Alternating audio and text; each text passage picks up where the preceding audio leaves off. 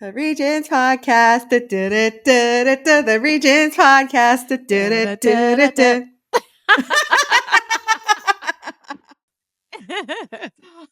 Lift off. Hello, everybody, and welcome back to the Regents podcast. That's right. Like a car's Welcome. Hello. So fun for the audio. Creepy for the visual people. Absolutely. They're wondering what we're doing. Like, Ellen's unwell. I just got out of a Pilates class, so I'm feeling So she good. has all the energy, rosy cheeks and all. I know, my cheeks are so red. Like They're so freshly from cute. Pilates, hair is still up vibes. Yes. Hello, everyone. Welcome back to the Regents podcast. I'm Ellen. And I'm Aja. We are two best friends who Let's do it together. Quit our jobs. To pursue I didn't know we were our passion. That was terrible. Absolutely terrible. I thought we were going to restart. Okay. But you know what's crazy is that we can honestly sing in sync when we're doing this. Absolutely. We can't do our intro. To a song that we did not know we were going to sing. But can't say the tagline. Sure. Everyone, welcome. Well. Oh my gosh, look at Olive. She's like, what are you doing, Mom? So this week, we are going to be talking about a topic that was inspired by a quote that I heard. And I actually now have two quotes on my mind for this topic. So the first one is going to be the funny one that I wanted to tell you about from a movie. Okay. And the second one is technically from a movie, technically from a book. And that's the really poignant one. They're both poignant, but so I'll tell you the quotes. We'll talk about the topic and we'll go into the topic this week. Okay. Sounds great. This week's topic is fear. Yes. Sounds like a Halloween episode. It sure does. Right on time. Okay. So you have not ever seen Cinderella Story with Hilary Duff? Unfortunately, no. Okay. I have not. So in that movie, I'm sure many people have seen this. And again, I just Googled this because this is actually not even just a quote from the movie. It's a quote from Babe Ruth. Oh, it's a quote. Okay. Just been borrowed. Real world quote. Yeah. Okay. I'm sure it was credited in the movie. So in the movie, evil stepmom takes over the dead dad's diner and say that 3 times fast. The dead dad diner. And this pivotal moment, Hilary Duff needs inspiration, missing her father. She looks to the wall, something falls off the wall, and beneath the wallpaper is the quote that her dad used to live by. Okay. By Babe Ruth. It was very sporty, but, sporty thing. And the quote is, "Don't let the fear of striking out keep you from playing the game." Yes, we know this. Okay. Isn't that a real one? That's yes. That's so it. Good. So good, babe. So good, babe. It's like, did you ever see Sandlot? Mm-mm. Oh, that's my favorite. That's like one of my. I know that's a really popular one. But in the movie, the kid doesn't know who Babe Ruth is, and he's like, "Yeah, I don't know. It's a baseball signed by like some friend of my dad's. I don't know. It says Baby Ruth, like some woman." And they're like, "Babe Ruth." He's like, "The Bambino, the Sultan of SWAT." It's like one of my favorite movies. Anyway, so that's like a fun quote about on my list, not a fun guys. quote, but a fun memory about the quote. That really, it always stuck with me. Yeah, for sure. So that's kind of I've always carried that quote through my life. But this one quote that really like hit home, and I heard it, and then I listened to it again. Obviously found it in TikTok. Obviously. Then I had to go and read it and like see the words, visual auditory learner that I am. Yeah. So the quote is, and I'm just going to pull it up. This is a quote from the book Dune, which I never read. Great movie. And did you see it? I did. Oh, look at you! Look at me, right? I know. Finally watched a movie. Both of them, or just the first one? We saw Dune too, right? Yeah, I think we did. I have only ever seen Dune 1 on an airplane screen Okay. with no audio. You read captions the whole way through? And Oh my gosh. What, did you forget your headphones? it was descriptive captions at that. So it was a Oh, okay. In a stunning hurried state. sunset. It was a glistening sand-covered dune, Interesting. It I've was never horrible. even known So that was an option. Yeah. no, me Wow. either. And yeah, that was it was unpleasant. And probably if this was the quote from the first movie, then I obviously It's would never unpleasant. have remembered it. Right. But the quote from Dune that it like really sat with me Mm-hmm. is, okay, I must not fear. Fear is in the. Let me start again. Because I got nervous. Okay. I must not fear. Fear is the mind killer. Fear is the little death that brings total obliteration. I will face my fear. I will permit it to pass over me and through me. And when it has gone past, I will turn the inner eye to see its path. Where the fear has gone, there will be nothing. Only I will remain. Mm. And Wow. just like really sitting with that, like honestly, guys, if you need to like go back, rewind, listen to it again, go look up this quote so you can physically see it. Mm-hmm. The idea that fear is almost like an entity, Yeah. and Absolutely. to not allow fear to really erase you and your Mm-hmm. ideas and your desires and where you want to go and what you want to do in your life. And the Yeah. idea that it's like, okay, I'm not going to fear. Like, fear is going to wipe me off the map if I let it. So what I'm going to do is I'm going to let fear flow. And then Mm-hmm. when it's through me and I've felt it and I've processed it, only I remain. And I'm in the driver's seat, not my fear. Amen. Mm-hmm. That like really hit me. And I think Yeah. so much of what we do, people, working people, entrepreneurial people, young, old, whatever, I think there is like a fear element, but Mm-hmm. fear I think manifests in a lot of different ways, but I also think Yeah. fear, I have heard and struggled and talked about the concept of like what, like the fear of like success, like the fear Mm. of something working. Like, You know, I want to hear you talk about that because I've never understood that. yeah. Because it's Yeah. like, if you're coming from, and I think that's such an interesting thing because we both like can talk about like opposite sides of this. Yeah. It's like, I think sometimes it's kind of the idea of like, what's the worst, like, what's the worst that could happen? What's the best that could happen? Right. So it's like, Yeah. sometimes I think that there is this fear of if I go full force at this thing that I want to do, know I can do, etc. Mm-hmm. There is this like fear of the world around me changing Mm. and my Okay. life changing. And that would come with success, right? That would be great.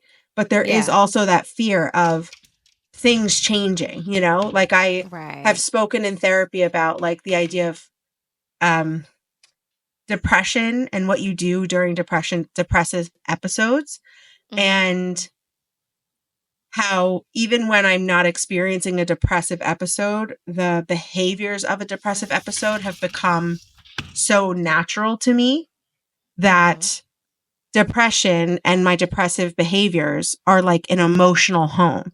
It's something I became Mm. very comfortable with. So, Oh, okay. right. So then it becomes something that it's like, well, I'm working on no longer allowing those depressive episodes to go as deep as they go. I'm working on catching those things and enacting all these new tools and behaviors that I have to kind of like keep myself afloat while I am feeling down. Yeah. But for so long, what felt comfortable and natural and a way for me to like take care of myself was these behaviors, right? These like, I call it like numbing behaviors. Some Mm-hmm. people drink, some people do drugs. I would order takeout and binge watch a show. Like everybody has like vices. Yeah. And to shed that is uncomfortable. Right. and does come with a bit of fear of the unknown, Okay. and so then it starts to kind of manifest in like, okay, but what if things start working out? Like, what if things really take off? Like, I'm afraid of my world around me changing. I'm afraid of maybe Yeah. losing control of things. I'm afraid of what happens, like, Losing my comfort and it's like, okay, zone. great problem to have, but also problem that sometimes feels bigger to some than to others. Yeah. Um, Okay. because it's like, don't let fear stop you from posting. Don't let fear stop you from starting Ellen with a Y again. Don't let fear stop you from, Yeah. going out and doing this and going on this date and da da da. And it's like, Right. yeah, it's like, it's a Yeah. real thing. Yeah.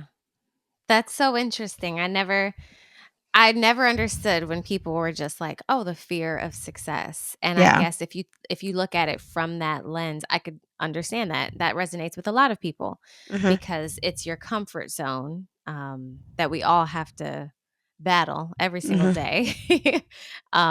So okay, fear of success and seeing everything changing because it's not the success that we're afraid of; it's what comes with the success. Yeah. Like something I even think about is like getting canceled. Like the Mm. fear of like, it's going to, everyone gets canceled. Like everyone For gets one canceled. thing or another, Yeah. You know right? what I mean? So it's like, then you start to think about like, I'm 35. I have 35 years on this planet of, have I ever done or said something that has hurt someone's That would have feelings gotten me or canceled. offended somebody Yeah, or written something down on Twitter, liked a tweet that I of didn't understand what course. it meant, liked a tweet and I did understand what it meant, but now my opinion has changed. Mhm. Voted a way that I wouldn't agree with now. Yeah. Debated in a way. Like there's so much that you look back on in your life that Mhm. you're like, okay, I'm so glad I'm not the person I was 15 years ago. I'm glad I've grown. I'm glad I evolved. I'm glad that I've changed. Yeah. But there is like this fear that when you start to become more in the public eye or Mhm. more for public consumption, that like, I was just talking about this with someone that I'm just like, I would never want to hurt somebody or hurt someone's feelings or offend someone. And so I fear that I'm like, I don't even know what's in the past that would Yeah. be upsetting or hurtful, but Yeah. it's like a fear. So then it comes with like, Mhm. your world becomes very different. People are going through your Twitter likes and Right, because they have time. They it's got like, bro, time you know how today. fast we like stuff on Twitter? Like like, Right. It's meant to be fast and fleeting. How could you possibly go 10,000 tweets down back to yeah, 2009, you but know? that's what they do. That's what But they that's what do. they do. Yeah. And then you're Talk like about it. canceled for accidentally liking like a neo-Nazi post or some shit like that. 20 And you're like, years I didn't ago. even fucking Yeah. know that's what it was. Like, I don't know. Like, Who could have known? I thought it was a Sound of Musical quote or some shit. Like, you never know, like, I don't Yeah. know. Who knows Yeah. what, but like, Ugh. it's like, that's like such like a very specific, like needle point specific thing. But, Yeah. it comes with it. Or like, I know that people who are like coming into success and they're like, Mhm. there's a fear of like the financial freedom Mhm. of being successful, but also like learning what to do with money when they never knew what to do with money before. They didn't grow up in a money situation where they would have understood what to do. And so they Yeah. have like a fear of Right. finances, Yeah. And I think a lot of Right. people, I do think a lot of people can relate. I think particularly women can relate to Hmm. financially.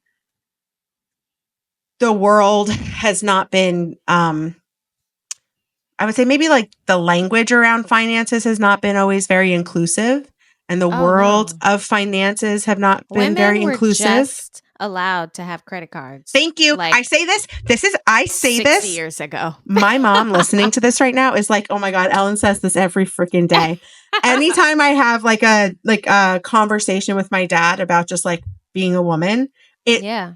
I always tie it back to 1974 was the first year a woman could get a credit card without a male co-signer. Without her Father, dad or her brother, husband. husband.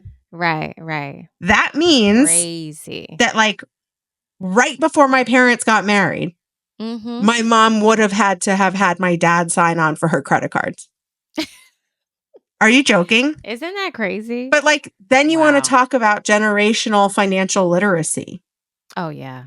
Do you know what I mean? Mm-hmm. And it's like, Yeah. well, she just got a credit card. Like, you know what I'm saying? You know what I'm Yeah. saying? Like, we Yeah. basically just got credit cards. And We also, just got it. I feel for like the sure. 70s is like 20 years ago, and it's not. It's not. But I mean, it's 50 years ago, but still, that's not a long time no. at all. At all. I always bring that up. I'm just like, Yeah. so you want to talk about equality? Let's talk about equality. You want to talk about society Mm-hmm. and women? Oh my God, that would be a whole other podcast. That is. And But, that's like, that's a great topic. Add it to the list. Add that to the list. You know, so that's kind of like, that's, again, fear.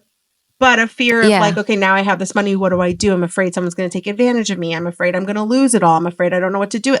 You know, now I have to work with a business manager. Who do I, you know, what do I do with my family? How do I take care of them? How much do I give them? Do I not give them any? Like, again, first world problems, and not a problem I'm currently experiencing.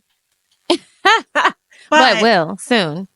But respect to, yes, you know, there's just fear that keeps you from doing things. And like, how do you let it pass through you? I don't know if you specifically have like the idea of fear, or if you maybe could speak on the idea of like letting fear pass through you. I'm curious kind of what your take is on fear. That's so funny. She asks me the question I was going to ask her, because I was like, okay, I hear all this. So like, how do you overcome it? And I'll answer that question right now. We're talking with the Why the Podcast. I mean, right now, where is it? Where is listen, she? we both have a lot of questions we could ask each other. Like, ma'am, hello. But you know, specifically, I would like to hear your take on this, because Ellen with the Y is one thing, right? And we talk about that often. And okay, where is it? What's going on? But aside from that whole concept of fear of being canceled, it's so interesting because you are so forthcoming with a lot of your thoughts and the things that you share online. So there has to be a sense of no fear in that, because you are so open and transparent with the things that you say, the things that you believe in, the ideas that you propose, and all of that. So it's just like, that's interesting that you could be so open and transparent with that. But then on the other end, which I think would be comparable, kind of the same, very similar, there's, you know, a sense of fear there. Maybe that's the fear of success. I don't know. I guess my fear is, how do I like, I am comfortable sharing and talking openly online about stuff, but I think I have grown so much that now I am comfortable. I also do feel like I'm on the right side of history with a lot of my takes. So I feel less fear in that. Maybe who knows, 20 years from now, I'll be canceled for all what I'm saying right now. For you know everything. What I'm saying? Right, exactly. All the things. But I feel like there was a lot of really unhealthy vernacular around weight and diet around me when I was younger. And, you know, I wouldn't be surprised if I tweeted something that I would now be like horrified about from like body perspective, or commenting on a celebrity's body, because I just had no real thoughts to the alternative of that, of thinking and acting that way, until I started taking a women weight and worry class in college and learned certain things. And then when I started, you know, growing up and working in media and seeing things I didn't like, and seeing the way that we spoke about women, and then working at Refinery, like I'll always credit working at Refinery as like genuinely changing my life, because there's so much that I learned and grew and changed. And like, you know, people would talk about just like, you know, oh, I have to eat a salad, or oh, I need to lose weight. It was like, that was constant. That was constantly around me. And then when I started working at a refinery, it like slowly, that was like a very loud noise in the workplace. And then slowly it was like disappeared. And I didn't hear that anymore. And there was like, it was such like a really healthy, nobody's talking about their weight, who should be bigger, who should be thinner. None of that. Like it just disappeared. It was almost like this utopian experience of like, what happens if the thing that plagues you like disappeared for your whole life, right? And it was like, I think back and it's like, there's literally, I'm sure it's somewhere on the internet, my senior week in college, we were out doing like bar crawls, whatever, and somebody commented my collarbone was like really popping out. And like trigger warning for anyone that would be like upset or offended about talking about any kind of an eating disorder. But someone was like, oh my God, your collarbone's like popping out, like anorexic queen, like, oh my God, like so skinny, like collarbone pop it, like that kind of language. And I was just like, oh my God, yes, like skeleton, like show my bones, like yes, because I was just so desperate to be so thin and like wanted to look that way. And like the idea, I'm like, pop the collarbone, like da da da. Now I'm just like, they're deeply protected. They're deeply protected right now. You know what I'm saying? You know who's not going to have a collarbone problem? Your girl. Right. So, but you know what I mean? It's like stuff like that. And it seems innocuous to people who don't think about that. It seems innocuous to someone that it doesn't upset. But for somebody who's struggling and then to have like posts on the internet be like, oh my God, look at this anorexic queen. And like, you know, to know that there's people that are struggling and dying of anorexia, it's like, that's offensive. Like that would be offensive. You know what I mean? And if I had ever tweeted like, oh my God, like I just hashtag anorexic queen. Yeah. You know what I mean? Like, God, I wish I could be like, literally, I know I've said that, like, again, trigger, like, oh, I wish I could be bulimic. Like, it'd be so much easier if I could be bulimic. I just like don't have it in me to throw up. I hate throwing up. But it's like, that is such an unhealthy way, even joking. Absolutely. Joking. It's not a funny joke. It's not. And like, that's where that's how, when I tell people, I'm like, I didn't have like this very clear cut, like this is the eating disorder I have, but I had, but and have like struggled and have worked my way past like truly like disordered ways of thinking about food and disordered ways of eating and thinking about the way that your body, like, I mean, there was a time when I was like, the only way I can lose weight is if I eat 1,000 calories a day. Like I can only like, it's 1,000. And that's how I lost weight in college was like 1,000 to 1,200. Like that's what they say is like, but then now you're hearing like, no, not if you're working out like crazy. You can't live on 1,200 calories. Right. I was, and I lost a lot of weight. And I felt fine. I was also very young, so it's like different. But like, again, this is not a conversation about, I don't know why I'm going so deep into this. But anyway, all that to say, I've changed so much as a person and I just don't live in that headspace anymore. But like, there is like in my mind, a fear of like something I would have done or said when I was younger, like that coming out now. And it's like, obviously the antithesis of what I represent. Yeah. Right. You know, first of all, I hate cancel culture. It's such a finger pointing way of living life that sure, everyone from behind their phone or their camera on their computer or whatever can blame so-and-so for what they said here. And especially for public figures, because everything that they do is televised and the paparazzi's always there. So unfortunately, they don't get to have those moments like off screen. Whereas other people, they get to choose what they put out there, you know, when they feel like sharing something or, you know, and so I just feel like, yes, absolutely. Let's hold people accountable for the very obnoxious things that they may do or post or endorse, etc. But I just feel like, you know, it just takes me back to like, okay, he who is without sin cast the first stone. You know what I mean? So that's all I have to say about cancel culture. But well, do you ever remember when you were younger? I don't know where I learned this. I think it was like in school or church, whatever. But like he who cast, without sin cast the first stone.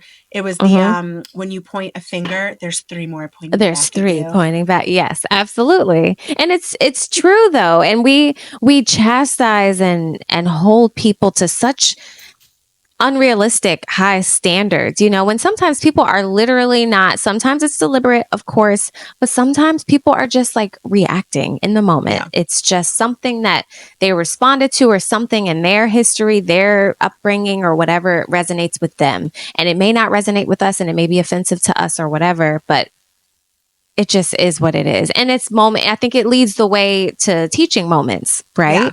Yeah. Let me teach you why this could be offensive, and because of your stature and who you are in media or this position of power, but not always worthy of, don't buy, we're going to boycott, and we're going to do all of this and cancel him. And well, my thing is like, I think I also see it as like what's in the past versus a like actual thing that you would say today. Like all of that stuff I would never ever say today. Like, and I think there is, and that's where I think people kind of struggle with this very nuanced conversation of just like, well, it was a different time, or I was raised in a different time.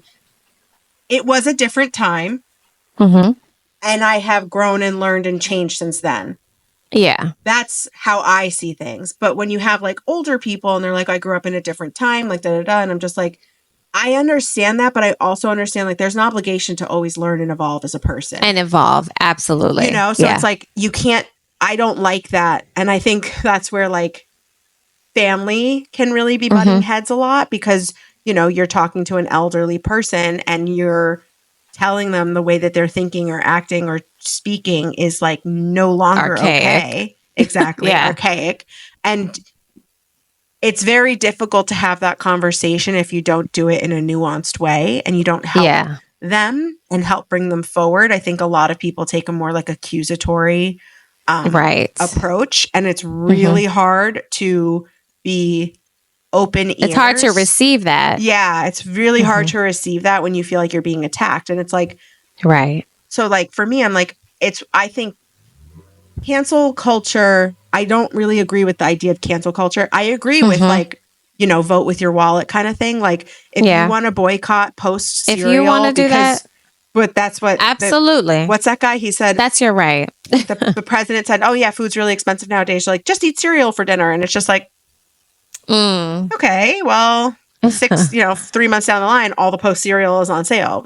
On the shelf.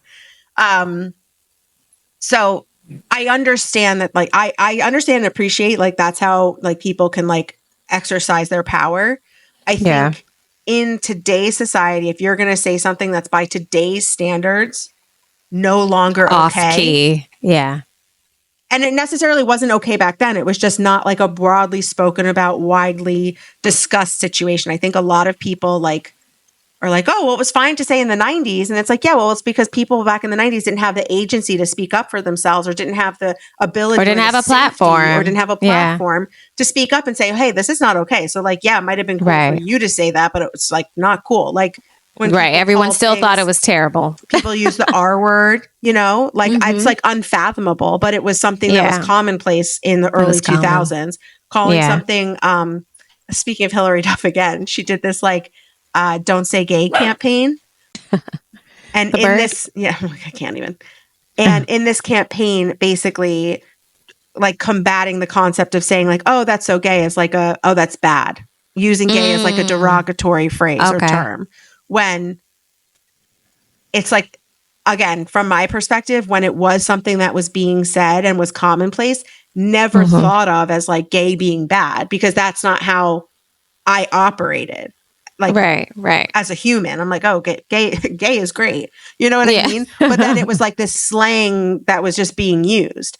So now, if you were to say those types of things, people would be up in arms. And I do believe that you should have like a bit of a reckoning moment to be like, oh, how did I not know that this was not okay? What are the people around me? What's my echo chamber situation? Yeah. Like, am I? But it's also the culture, and I just live within that. Like. That could very well. That is the case for some people. Exactly. Let's just keep it true. And that could be your home. Right.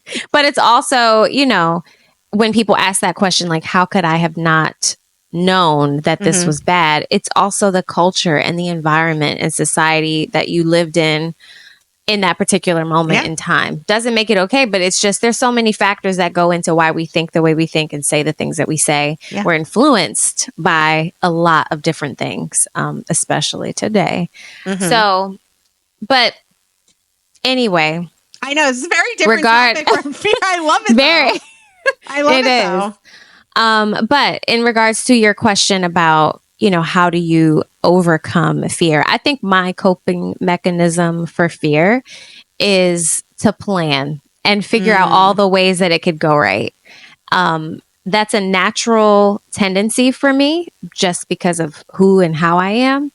But I think it also helps me to combat, to say, like, okay, if I do this and I set myself up for this in this way, it helps to eliminate, maybe any type of possible like failures or whatever. So, and I'm also very much aware of the faith versus fear component. I read this amazing book. It's called Outwitting the Devil.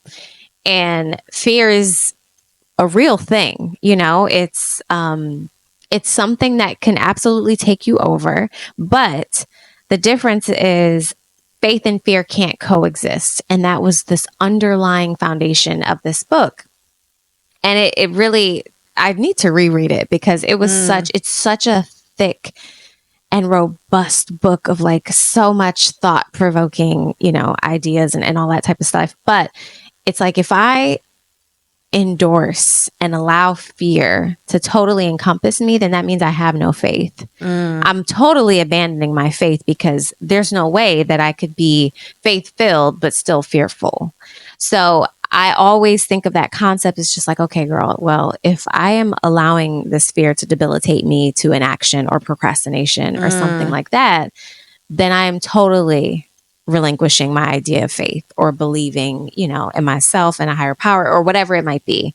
So I say all that to say, I do think, again, a coping mechanism for me is planning. Even when it comes to something as little as posting something. People, you have a fear of like, oh, how many likes am I going to get? Or will this song be received well? Are people going to like what I'm wearing? Whatever it might be.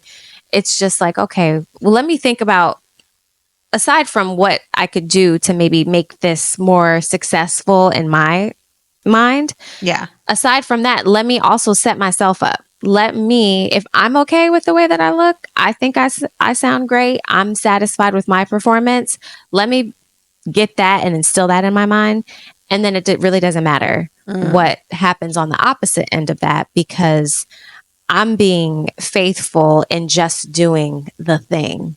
You know what I mean? Like, I've already won because I posted, because we started the podcast. Yeah. Whether or not it gets 1 million listeners or whatever, it's already a success from jump. Anything else is cherries on top. You know what I mean? Yeah. So, yeah, I think that's a way that I try my hardest. Yeah. To not let fear stop me, I guess. When you do you feel like you experience like fear? Or do you feel like you experience like a fear of something? Or do you feel like you just kind of are like less fearful in general? I feel like, I think if we keep it totally honest, fear is always going to be present. Yeah. In some shape or form, whether you're fearing what people think or whatever, but doing it anyway, I think is what really matters. Not that because I feel like what we're talking about is to the point where you allow fear to stop you. Yeah. Like, we were both scared when we left our jobs. It's like, but we still did it. You know what I mean? So in the end, we overcame fear. We allowed the fear to pass through us and we acted anyhow. Just going to mute that part. So I think just in a realistic sense because we're human and we always have to battle that from moment to moment, choosing. We always have to make that choice, faith versus fear, to do or not do. I think it'll probably, even though it's there, it's what we do and how we allow it to take over or not is, that matters, I should say. I know. That really I really have to take a hard look at that fear to frozen pipeline because excuse me, I couldn't get the straw out of my mouth.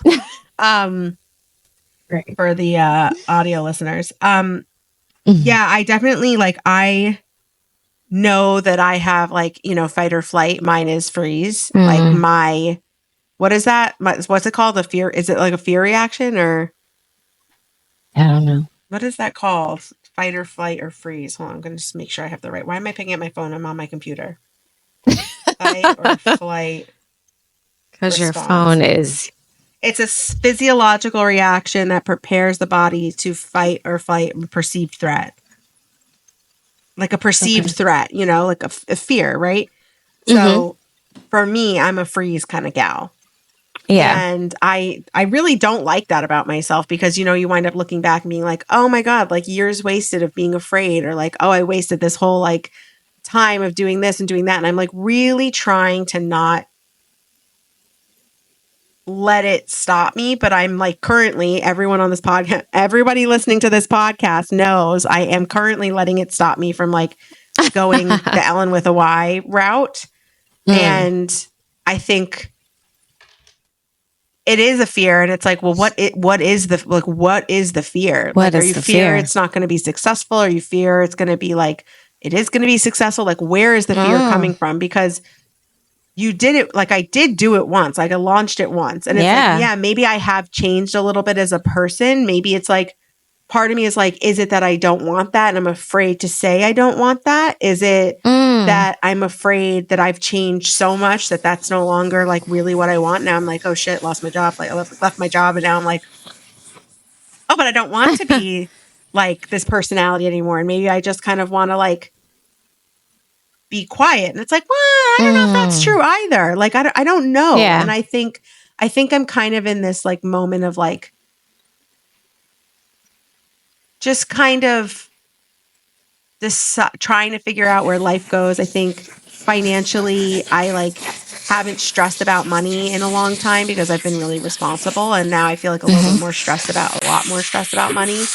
And I don't like living in that headspace, and I'm just kind of every step towards Ellen with a Y feels like a step away from money, but also I know that it really is a step towards money eventually. So I'm just kind of living in this really swirly brain space that is creating just frozen behavior. It's not you're not really on this particular thing, I'd say frozen. Yeah. Okay. And that's kind of a fear. But I will say, I was really inspired when we were talking a couple of weeks ago about the idea of re-interviewing everybody that I've already interviewed. Where are they now? Where are they now? Because it's been 5 years almost since I've spoken to most of those people. Which is kind of so insane to think oh my God, it's almost been 5 years. It actually is. Yeah. But that's the thing is this pandemic really effed with my brain and my sense of time. It was a vortex. It I genuinely in my mind, I'm still 30. It never oh yeah. The pandemic just ended. Yes. I tell people that all the time. It's and I so just don't weird. understand. Everybody's acting everything's fine and normal and everyone's just moving forward. Life's just moving forward. I'm yeah. We were in a global pandemic. We were locked in our homes. We were getting freaking tested with things up our noses. We all had to go wait in line for fucking shots. It was a traumatic experience, and it was fucking rocked everything, changed everything. I was on one trajectory, and now here I am. I live in LA, and my life is totally different. And it's not the worst thing, but it's also not the best thing in some regards. And it's it's just so it's just so insane that we all just got over it. The resiliency of humans is great, but it's also could we all just take a moment to be okay, when I was working at Refinery and the first like days of the global pandemic, right? I had just done a huge presentation rollout of our new opportunities, which usually took me like 3-4 months of working with a bunch of different people, collaborating across every department. And then I present to like over 150 people, 200 people, this huge initiative rollout for the rest of the year. And it's basically all of our sales opportunities based on editorial programs that we're running. My career, been doing this. Huge, massive initiatives, right? Lots and lots of people. After those rollouts, I usually always take a vacation. Okay. And I get to kind of like putz around at my desk for like maybe 2 weeks. It's it's very light. Very light. Very light before I start. I'm the only person who did this. So then I would like start again for like the next 6-month rollout. And I'd always be 6 months ahead or whatever. Okay. We go into the pandemic, I roll out my shit, and then 2 days later, we're like locked down. Stuck. I'm getting stuck in my apartment. And then everyone's like, oh, everything you just rolled out, we don't know what the future holds. So why don't we roll out some new stuff right now that we can sell right now, capitalizing on everyone being home, going live on Instagram. So how about instead of all of us just like processing this as a people, give ourselves a little bit of time to like some grace, see where we're going to go with this shit. No, it was pivot immediate. And oh, by the way, we were also merging with Vice at that time. So I was now working on like 13 different properties instead of just Refinery and Unbothered and Somos.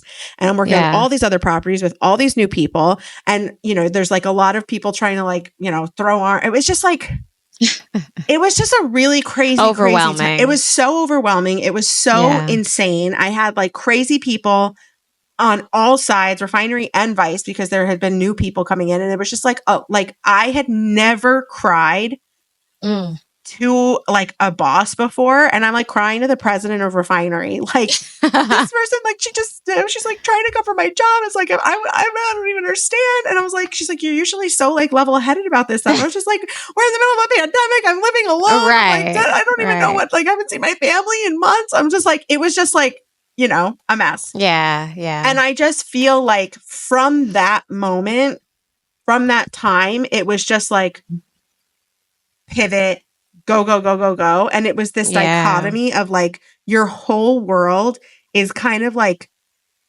collapsed in a way. And then also like act like nothing's happening and keep running. Act normal. Yeah, exactly. And it just kind of the house is burning. Yeah. But make sure you mow the lawn. No, like literally. And then remember I told you someone like gave me feedback like 6 months into the pandemic, like, oh, you lost your sparkle. I'm like, you can go fuck off with whatever fucking. I'm like angry just thinking about it. Yeah. Fast forward 5 months after that, January 6th happens.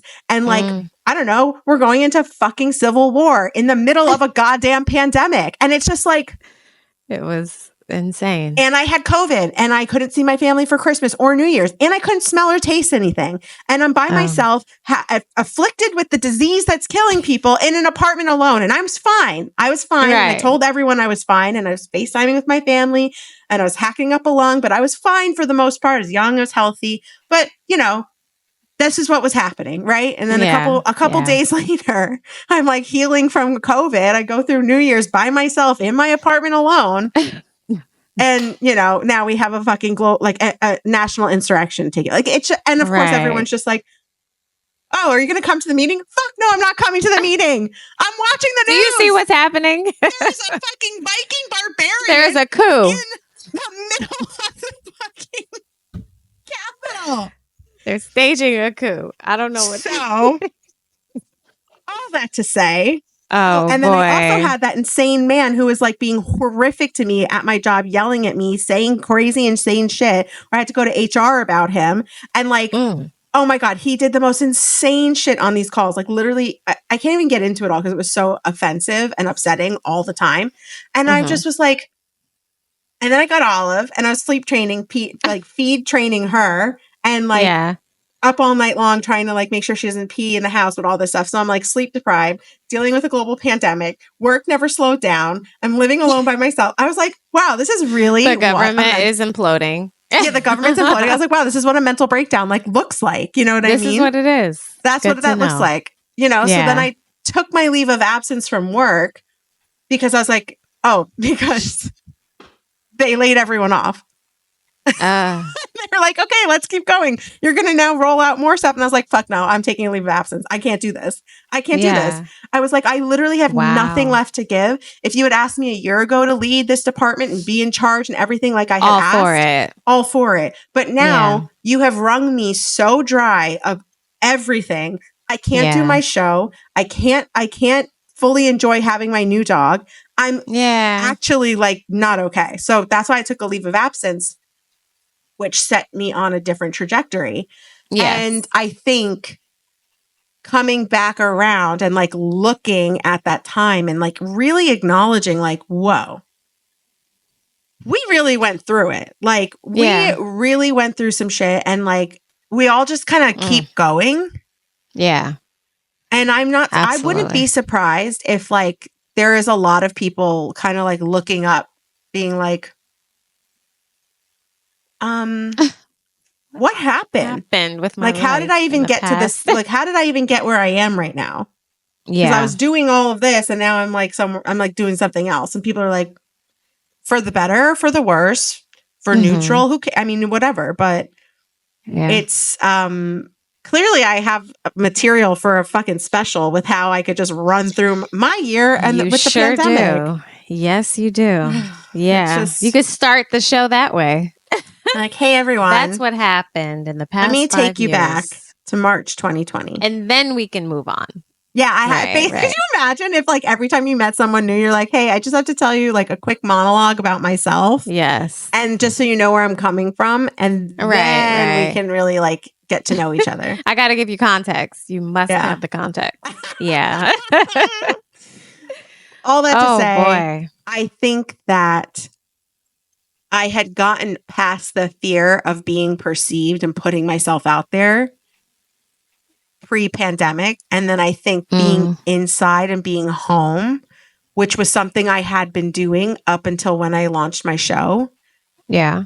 I basically regressed into the behaviors of my depression and regressed into the behaviors of staying home and being home and not going out and not doing, and then doing it in like a new city. Now I'm here for the last 2 years and it's like, I have friends, I go out, but my friends would also say like, you'll get her once in a week. Like you're not going to get her, I'm not like a going out on a school night kind of gal. A school night. But I am trying to be better and more open and doing that kind of stuff. And I did, and again, same thing when I lived in the city, when I was like kind of coming out of that like reclusive style of operating. Yeah. I was out, started doing my show, messing around with stand-up, going to open mics, like turned 30. I had a whole like gathering in the city with some friends, which I usually would never, ever, ever, ever, ever do. Yeah. Because that's like a lot trying to do something different. Yeah. And it's also just like a lot of attention on your birthday. Just like, oh my God, don't look at me. Oh gosh. So all that to all of what I'm saying to say is that I guess if you really don't like create a plan to deal with the fear, you're going to you may lose a lot of time to fear. Oof. Talk about that's a thing.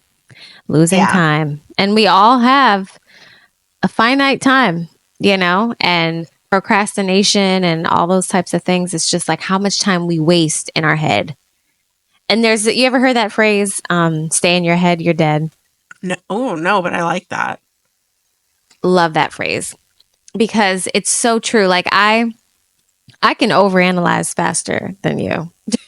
Like I can stay up here and I have to actively, over the past few years, have had to actively combat that because it's just like, you know what, let me just get out the thing. And I'm also in that space creatively right now with music. I've been telling quite a few people in like a workspace with music that never before in my life have I ever been so, for lack of a better word, anxious to get out whatever's in my head. All the ideas, melodic, lyrical, artwork, everything. I have these running lists of like, okay, I have tons of voice memos, all these different things where I'm just like, I need to get this stuff out because I'm like so excited. In the past, I sometimes, and some people may relate to this, some people may be like, what? It's just you. I used to even be scared to like sing an idea because I'm like, oh, what if I don't like it? What if it's bad? You know what I mean? Like it might be in my head or whatever. It's just like I want it to be great. I want to fall in love with it. But if it doesn't hit that, then I'll just be like, well, can I make something great like that? I don't know. You know? Oh my God. So, that's so relatable. I'm telling you, like sometimes I sit and I'm just like, I'm not creative. I'm not unique. I'm not funny. I don't have any kind of, I'm not like, it's so crazy that like you also feel that way. And it's like, I would never ever think that of you. Oh gosh. Yeah. And I think anyone for any creative thing, some people are so otherworldly and, you know, whatever that they can that just creates this idea of like what an artist is. That then when you maybe aren't like that type of artist, I don't know, does it create like an intimidation of like, I can't do it. I'm not that. I can't do it. You know? Oh gosh, but there's evolution. And so now, and when I was talking to a friend about this, she mentioned something so amazing. And I was like, you know what? I received that.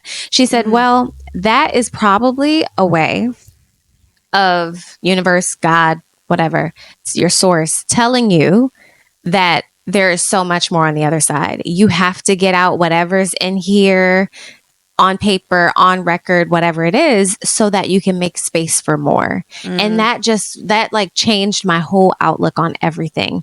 And I was like, you know what? I think that's where I am. Right now, I've obviously created more space in my life for music because I've left out the job, right? Yeah. That was a huge freaking block right in the middle of the road.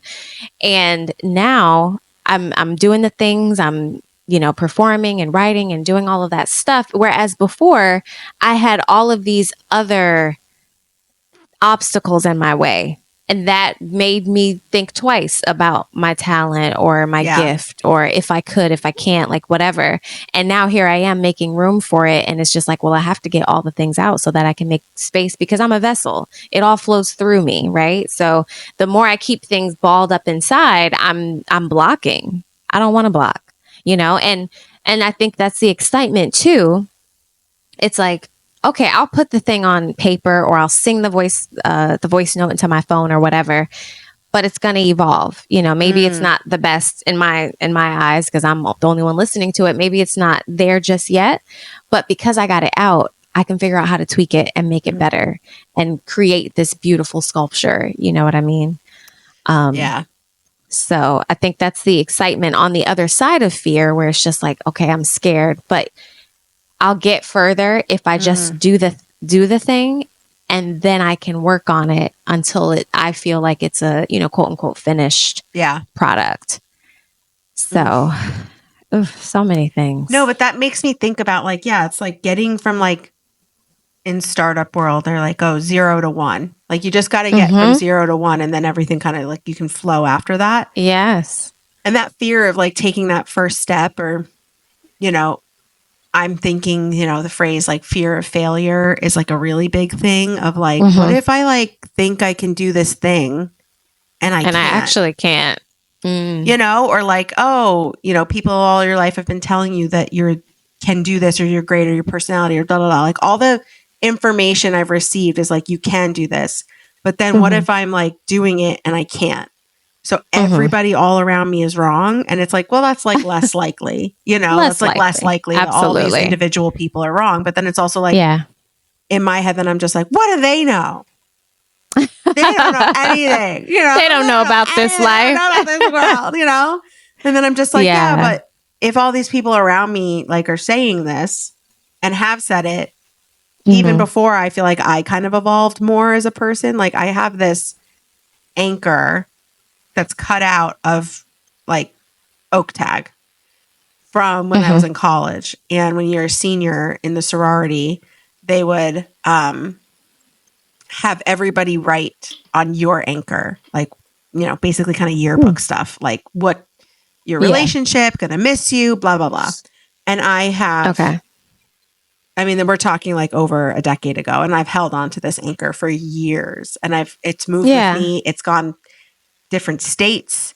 It's in my closet right now. Like I take it with me everywhere because I find that it is, and I'm not even in touch with like many, if most of those people. But there's just something about reading like some of the things that some of the girls wrote on there of people that like I'd only known for even a short time, the younger girls, you know? And just to know that you've like left an impact on someone, like I think that's so special, you know, and it just even some of the things that they even said, you know, just or like, and that they resonate with you today. Yeah. That's just so like, cool. oh, you know, I know I'm going to see you. Like, I know your name's going to be in lights. Like, I know you're like, I'm looking forward to cheering you. Like all that kind of stuff. And it's just like, I think, and I know we've spoken about this before, where it's just like, I think people don't realize sometimes like, yeah, it's nice to hear it from like friends and family, but sometimes it's like somebody who doesn't really know you cheering for you. Yeah. But they see something in you. Yeah. It can almost feel like more validating because they have no obligation to tell you that. Right. Or express that, you know, if anyone like goes out of their way to say something nice to you, it's like, oh, okay, nice, thank you. And yeah, I have always held on to that because it always just made me feel, I don't know, like I was being and presenting the person that I wanted to be and present. It made me feel like authentic too, like that I was being perceived the way that I would have wanted to be. That I would have been perceived, and what I was putting out, you know, people were picking up what I was putting down, kind of vibes. Yeah, absolutely. You know, and I think, I think for me, then there's this just like innate, like this like fear, and I don't know if it's the fear of the success or if it's the fear of the failure of being like exposed and raw and being like out there, and then it's just like exposed. Well, that's that imposter syndrome. What it feels like to me, you know. And I was talking about, you know, I've been talking about like stand up, right, and like how I feel so physically uncomfortable with the idea of it, and I kind of started like massaging this idea in my mind that was like, yeah, so everyone stands up on this stage and is and like if you feel uncomfortable, like what would make you feel comfortable? Like what would you need to do to make that space feel like a safe space for me? So I could be my authentic self and say what I want to say. Yeah. And then not give a shit if it doesn't resonate with everyone. If it resonates with one person, it's enough, you know? Yeah. Or maybe it doesn't need to resonate at all and I just need to get some shit off my chest. You just need to do it. Exactly. So I was kind of thinking like, what if I went in like my oversized comfy like sweatshirt and like brought like a comfy chair that I could sit on and be comfortable and like people would be like, that's an interesting and very different way to do stand up. And I'm like, yeah, it's my way. It's how I do it. Like, you know, there's singers who go on stage barefoot because they're like, why? I don't need to be in heels. I'm going to go sing and be connected to the earth, or like, you know, there's like, I've got One Direction on my brain as of, you know, with the latest news, very upsetting. I was a big One Direction fan. I know. Wow. That was really sad. You know, like they didn't really learn big dances because the guys were like, that's not who we are. We're not going to come out and be like a bye, bye, bye. Like that's not who we are.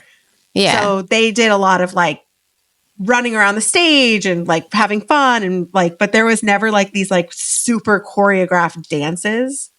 Okay. And that was like unheard of for a boy band or like a boy band, a group like that, you know, and that kind of, that's do your own thing. Exactly. So I'm like, okay, so maybe maybe I need to lean into it yours. What are the things that would make you comfortable? So it's like, okay, you know what? You don't have to get up on stage and like try to look great. Like if you want to look great for yourself, great. But if you would feel more comfortable, like with your hair up in a bun and a hoodie on and like, and like literally sitting on the floor of the stage, like as long as people can see you, like do it. Right. You know, so I kind of was like, I think I need to start paying attention to that. Right. I mean, paying attention to yourself. Yeah. I mean, and you know, not be afraid. Not be afraid. Exactly. And I think there was something that you mentioned before that I wanted to touch on, because I feel now with social media and all the media that we consume about literally everything, there's no longer a veil in front of anything. So I think in the past, you were talking about how everyone looks at you and says over the years, like, oh my gosh, I can see you doing X, whatever it is that you want to do, right? Over the years, I think when we were growing up, it just seemed like that stuff was so out of reach. We aspired for it, right? Aspired to be on the stage, aspired to have our own show, whatever it is. But it was just like, how do you do that? I just need somebody to come and scoop me up, which is what you and I relate on. Yeah. It's like, that's what we were thinking it was, because it just seemed so out of touch to be on that level and do that type of thing. Now, today, I've been thinking about this a lot. Because the veil has been removed, the things that you and I are doing, the everyday tasks that, we complete, and the emails that we send, or the ideas that we put down on paper, those are the things that lead us to whatever it is that we aspire to, know? And I see that because it's like, there was this one young lady, Samira Joy. She's a great jazz vocalist. I was following her on TikTok, like before she got big, and she knows friends from college, like it was just, she's just right there. You know what I mean? Yeah. And then she got the Best New Artist Award at the Grammys, and now she's like, oh my God, it's Samira Joy. You know what I mean? And it's just like, there's not this like huge hill to climb. It's a lot of work. You know what I mean? But it's like, I could get there. And so you think about it and you hear these people's stories. And whereas I used to think that, like, oh, their story is so much different than mine. And it is. It's different than mine, but it's not like it can't happen for me, because it is attainable. And the things that I'm doing do kind of lead you to the next step. And now I've had a chance being, at my age, it's like I look back on the things that I'm doing, that I've done rather. And it's just like, wow, that's a part of my story. And someday someone will look at that and just be like, wow, like you did this one, and it was this step after that step and the next step. And it's just, I don't know, that seems amazing to me, because it's just now coming in my mind that it doesn't have to look different. It could look exactly how it does for my life, because it's my story. Yeah. And it will be the thing that propels me to what I'm working towards. I used to think it had to look differently, or it had to look like someone else's. Yeah. And now, thankfully, we have, people are more accessible and more transparent in the way that they do their, run their business and all of that. So it's just like, okay, I'm on the right track. It's helpful for people who are, on the come up or whatever. And yeah, that's just kind of been on my mind lately. It's like, wow, my story it's valid. I know. And that's the crazy thing is, like, I think if you're not this like super out there creative who could never have ever been in an office setting. Yeah. It feels like the idea of then being a creative and going that route feels like foreign in some ways. Because, when you see a celebrity, or you see like somebody, I'm celebrity, who cares? But like, a famous artist, actor, whatever, be interviewed, they're like, I could never do anything else. Like, I'm just not built to do anything else. Like, this is what I do. And I'm like, that's a freaking privilege. Like, to be so singularly focused and to know that you can't physically do something else. You know, like to have that kind of like early on divine intervention of like, there is no other way. It's only this. Even personality wise, like circumstantially wise, like you physically could not be in an office. Like there's some people who are in the comedy world. Like I just was watching an interview between Kelly Clarkson and this woman who I can't remember her name off the top of my head, but she's like the new like late show host. She's a female comedian. Okay. And they both were like, oh my God, this was like, was this like your first corporate job? Hosting television shows. They're like, yeah, I had to sit through like an HR training. I've never done it before. It's like, it's crazy. You should come on the road with us. Like there would never be HR on a music tour. And then the other one was like, oh my God, come backstage at a stand-up show, like an open mic. Like HR would like have a meltdown. Yeah. And there's just like this idea that they've lived so outside of this like structure Yeah. that for me, I'm like, see, like that's why they got where they are. Like I can't get there Mm. because I just went this path and now I'm like, I could never get outside of it. So it's like, I Mm. try to really look at things or people. Like there's a podcast I listen to where both of the people on the podcast, like, they're younger, but they like did have like went to college, they like had office jobs, and they kind of like found their way into the content world and comedy and Yeah. all that.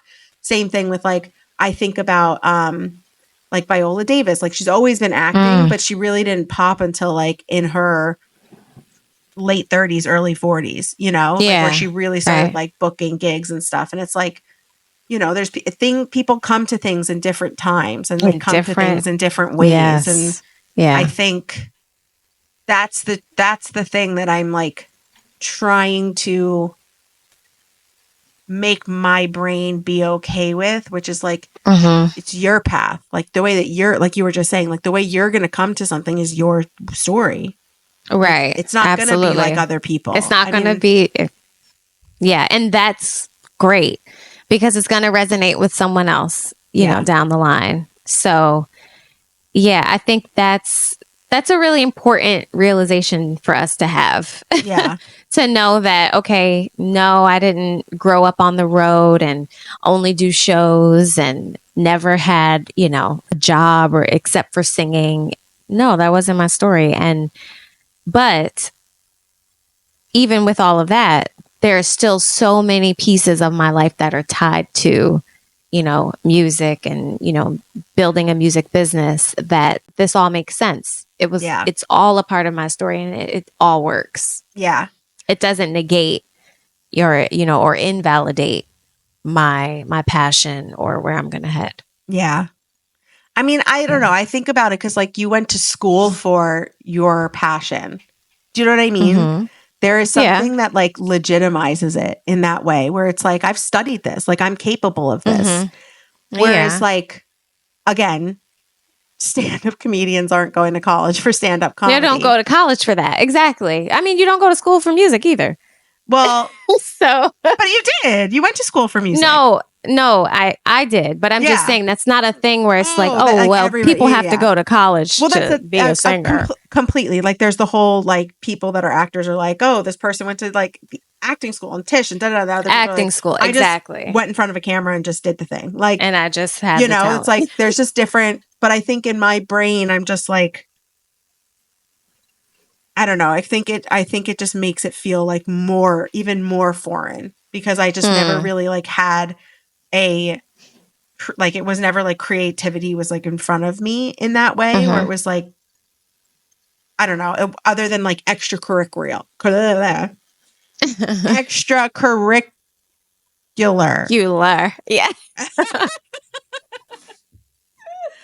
Oh man, but that's still a Extracurricular. part of your story. You know Yeah. what I mean? Like, and that you hear so much about that from people who are just like, I was doing this, but it was always inside of me. Like I'm always the one making my friends laugh, or I always did this. I was always looking for opportunities to share this. I created my own show, from my Yeah. house because so it's like, I think in your mind, I want you to not look at what negates or what you think negates your passion. Like, oh, well, I Yeah. didn't study it in school, or yeah, even though I wanted to, or whatever. It's just like, yeah, but it's in you. And everybody Yeah. sees that, and you know that it's in you. Yeah. That's really that's your story. And that's the part that you can shout from the mountaintop. Like, yeah, you worked at these places and it was great. And it also gave you opportunities to get in front of a camera. Like, it all played, to me, your story makes sense. You and I both, I think, went that corporate route because we were trying to be financially responsible young adults or whatever. Yeah. It was Yeah. neither of our like passion to work at an office and make presentations. Like, that Yeah. wasn't it. But in many ways, like your jobs at all of these places, like one day you'll grace the cover of Vogue. You know what I mean? Like, it's just whatever. I just feel like there's so many There's I so mean, many threads. It's not surprising though that my job included large scale presentations.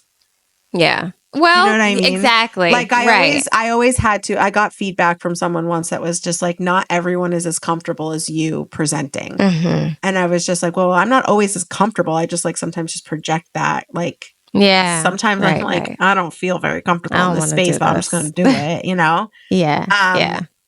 Yeah. And that like public speaking, like I'm not allergic to public speaking. Like I know a lot of people are. And I have to look at that. I have to like really be like, yeah, there's no surprise that like you're presenting 150 people and it's just like fine for me. It's just, okay. Which is also Gotta so do it. annoying because like, girl, get up on stage and do some stand up, like you dummy. Like, what are you thinking? Everyone If you listening, can do this, everyone like, listening come is just on. like, babe, that's the same But shit. didn't she No, but say it's more earlier that vulnerable. It's more Stop. vulnerable because it's like my real how thoughts. many of us don't want to hear it?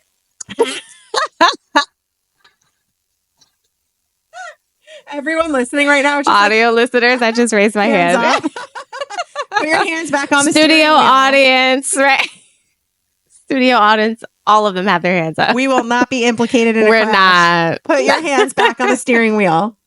10 and 2. Or now it's no longer 10 and 2. It's like I think it is 10 and 2. It was 9 and 3. 11 and 1 or something. Oh, stop. What's it going to start being? 12 and 6? How much more are we going to... What are we going to do? We can't keep going. Like, what are we going to do? Drive like this? Double up? You're going to drive like that. Awkward turtle? You're going to interlock your fingers. And imagine driving like this and you're just like... We can only go... Oh my God. I can only turn 45-degree angles. I can only do that. Oh my God. It was 9 and 3 before us. Then it was 10 and 2. Oh. Okay. Because of the because of 11 and 1. the airbags. Because the airbags, the way that the airbags, it was like breaking people's arms, so they had them move them here, just the way the airbags were operating back then. Okay, gotcha. So now you're like, it's 11, right? So it's 9 and 3, 10 and 2, 11 and 1. 12. Just 12. It's 12. Drive the car. Rolling down the street. Stop it. And sipping on gin and juice. Lay back. Oh my goodness. That is so ridiculous. Start like we're wow. And how we started. Cruising down the street in my 6'4". Did we have that? Did we record that? I hope so. Oh my gosh. Because that is, if we didn't record it, it's legit how we started this episode. Yeah, we started with some Easy-E. West Coast Easy-E representation. Yes, we did. Oh my God. I had a magnet on my fridge back in New York. It was Easy-E. But it wasn't about him at all. It was some stupid it was about you. It was like a juice marketing program or something that I got like this. And I was like, Easy-E is like a rapper. That's an actual brand, and right? It could be me now. It could be you. So I put it on the fridge. Easy. I was like, I like it. I like what it stands for. Absolutely. Oh my God. Well, I love don't let this the fear conversation of striking out. Yeah. Yeah, me too. Yeah. This is a good one. Really, really good. Don't let the fear of striking out keep you from playing the game. That's right. Hilary Duff. Hilary Duff. Babe Ruth. And Babe. Right. Hilary Duff. A Cinderella Story. Babe Ruth. Oh my gosh. Oh, seriously, don't let it freeze you. Yeah. Just go for it. And do whatever you need to kind of eradicate that fear. Yeah, so that's true. Find your coping mechanism. For me, it's planning. And then just act. But you said it too, making yourself comfortable. Yeah, you got to find a way to like be comfortable. Create your own little like cocoon chrysalis moment within the discomfort. Yeah, exactly. So that's got to be. I didn't know what, and it's like not being like afraid to like take up space in that way if that's what you need. I think that's a big thing for women is like the idea of like taking up space or like asking for things or anything like that. So don't freeze up. Go unfreeze. and unfreeze yourself. Yes. And yeah, I hope that this was a helpful conversation, a little bit of that creative water cooler that maybe some people are missing from their world if they're solopreneuring and if they're not in an office anymore, whatever you're getting up to out there, or if you never even were in an office in the first place. Tell us what that's like. Right. Yeah. Share your story. Yeah. Tell us we do hope this was super helpful. It was helpful for us. Yeah. Because, to even just go through our own thoughts and figure out kind of why we have done certain things or haven't. Yeah. It's always great to talk it out. I know. That's that classic Ellen and Aja, just chatting it out. That's how we do. You know how we do.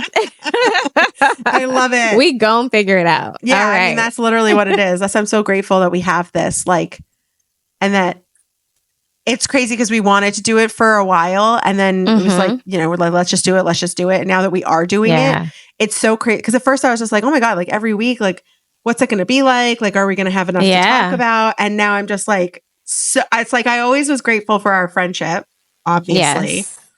But this makes me even more because, like you said, like we're just doing it. Everything after this is gravy. And I'm like, I really just love doing this with you. And like, God bless. If anything else ever came from this, oh my God, what a treat.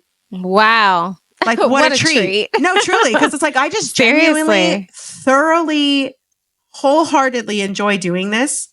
Yeah. And then even when I'm like editing, like I know when you're editing, like we get like, it still sparks joy for us after the fact. It does. Like, I like genuinely listen to it like a podcast when I'm like a listener. Exactly. Yeah. And absolutely. What a joy that we have found this and called this into ourselves, and that this just can continue on. There's nothing really stopping us, and we can just keep doing it. Nope. Ain't no stopping us now. Hey. We're on the move. We're on the move. We're on the move. Okay. We got the groove. I do the and I like break my neck. I'm like, all right, guys. Thanks so much. Gotta go. For the audio, I got to go. For the audio listeners, I broke my neck. Right. As she was dancing, doing a two-step. I was really going for it, Yeah, she was. Trying to make it a 4-step. Hey. Really far. Okay, everyone, hold that steering wheel. Oh, 12 and 12 on the 12 and 12 interlock. And unless you're really creative, want to do a 12 and 6.